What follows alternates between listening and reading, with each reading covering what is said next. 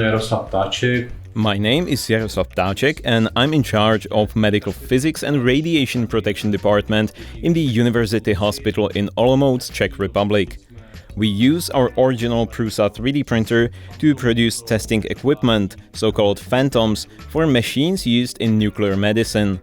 This mainly concerns computer tomography devices such as SPECT CTs or PET CTs. A phantom is a vessel of a specific shape with several containers of different sizes inside. These are filled with RI solution. We are using spherical containers from the original equipment manufacturer and also 3D printed elliptical containers. These are mainly used to compare the results with the spherical containers.